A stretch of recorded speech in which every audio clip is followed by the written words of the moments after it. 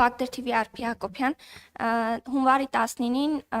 հայտարարվեց, որ վարչապետ Նիկոլ Փաշինյանը չի մասնակցի Դավոսի տնտեսական ֆորումին, բայց երեկ երեկոյան պարզ դարձավ, որ նա մեկնել է Դավոս համաշխարհային տնտեսական ֆորումի շրջանակում ԱՄՆ նախագահ Դոնալդ Թրամփի հրավերով որպես հիմնադիր անդամ մասնակցելու Խաղաղության խորհրդի կանոնադրության ստորագրման հանդիսավոր արարողությանը։ Հայաստանի համար այս հրավերը անակնկալ էր կամ արդյոք Դավոսի համաժողովին մասնակցությունը կարևոր էր միայն կանոնադրությունը ստորագրելու իմաստով, տեղեկություն ունեք, թե ինչով է պայմանավորված այս փոփոխությունը եւ եւս մեկ հարցել, արդյոք առողջապահության հանձնաժողովի նախագահ Ռիփսիմե Հունանյանը վարչության հորդորով է որոշել, որ թողնում է պաշտոնը եւ չմասնակցել ընտրություններին 26-ի խորհրդարանական։ Շնորհակալ եմ։ Դավոսի հետ կապված մեզ համար սա կարևոր միջոցառում է, բազմիցս մասնակցել ենք եւ ելի ենք մասնակցելու, վարչապետի օրակարգով է պայմանավորված, թե նա ինչ միջոցառումների կմասնակցի կամ չի մասնակցի, հաշվի առնելով այդ օրակարգում տեղ գտած այլ միջոցառումները եւ դրանց կարևորությունը։ Ինչ վերաբերվում է Տիկին Հունանյանի վերաբերյալ հարցին, Տիկին Հունանյանը որոշում է կայացրել եւ մենք հարգում ենք իր որոշումը եւ խնդրում ենք ձեզ բոլորին էլ հարգել Տիկին Հունանյանի այդ որոշումը։ Եթե կարճ լրացում է, կարճելի։ Մի հարցել ազատության գործընկերներից են խնդրել տալ, եթե դեմ չեք ուղիղ մեջ բերեմ իրենց հարցը։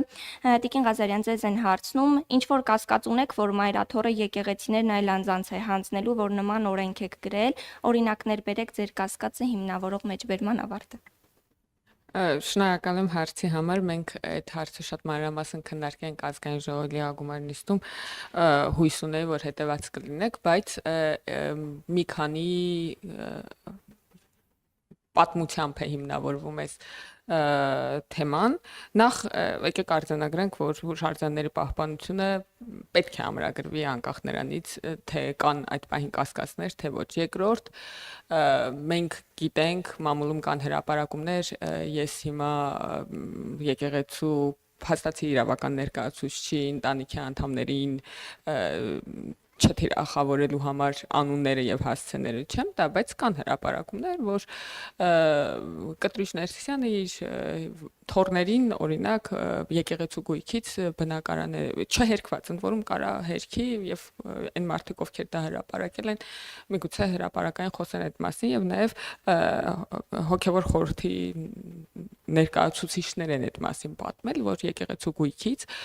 օտարվել են, նվիրվել են, սեփականաշնորհվել են իր ընտանիքի անդամներին։ Այս նախադասության մեջ իհարկե ամեն ինչն է աբսուրդ, սկսած այդ նրա ամբողջ նախադասությունը, հա, կաթողիկոսը իր թորներին նվիրել է եկեղեցու գույքը, այս նախադասություն ծայրից ծայր աբսուրդ է, բայց հիմա այդ իրողության մեջ ենք ապրում։ Ինչ վերաբերում է մշակութային արժեքների նկատմամբ վերաբերմունքին, հենց ազատության մեր գործընկերներին տված, ձեր գործընկերներին տված հարցազրույցում Ասողիկ քահանան, որ այդ պահին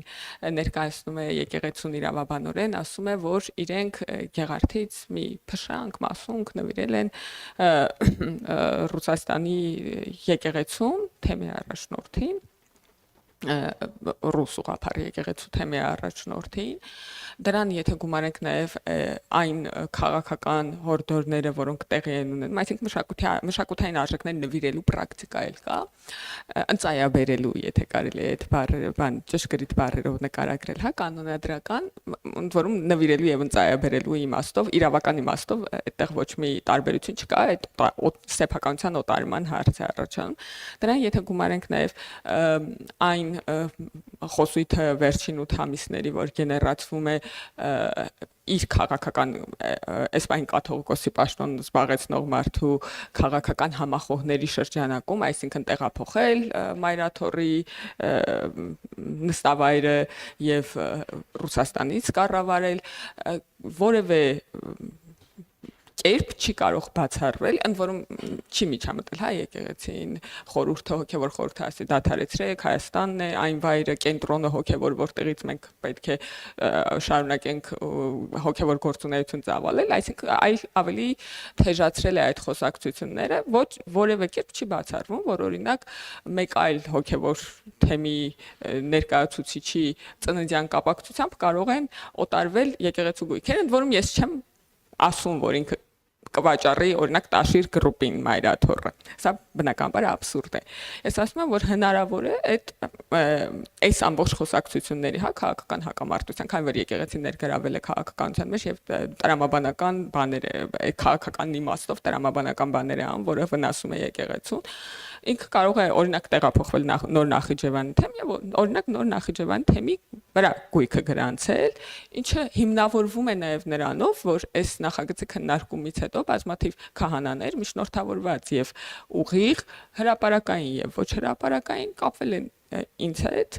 եւ առաջարկել են մյուս գույքերն էլ ներառել այդտեղ եւ ասել են, որ իրենք նույնպես այդ խոսակցությունները լսել են եւ այլն եւ այսպես շարունակ։ Սա այն մասով արդյոք ինչպես է հիմնավորվում, բայց նույնիսկ եթե որևէ հիմնավորում չլինի, պետության պոզիտիվ պարտավորությունն է, ընդ որում բազմաթիվ միջազգային կոնվենցիաներով պաշտպանել իր տարածքում գտնվող կրոնական հուշարձանները, կան երկրներ եւ առաջադեմ երկրներ, ժողովրդավար երկրներ, աշխարհի երկրների մեծամասնությունը, ովքեր որևէ կերպ ուրիշ որևէ կազմակերպության սեփականության իրավունք չեն տալիս։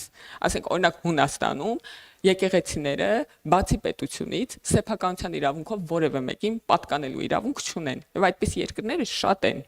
Հետևաբար դա առաջադեմ միջազգային պրակտիկա է, որը մենք կարծում ենք Հայաստանն է պետքա որդեգրի։ Իհարկե հիմա ընդհանրակարգային իրավական խոչընդոտներ կան, բայց դա ավելի տրամաբանական է, որովհետև այդ եկեղեցիները պատկանում են հայ ժողովրդին, դա հայ ժողովրդի մշակութային ժառանգությունն է։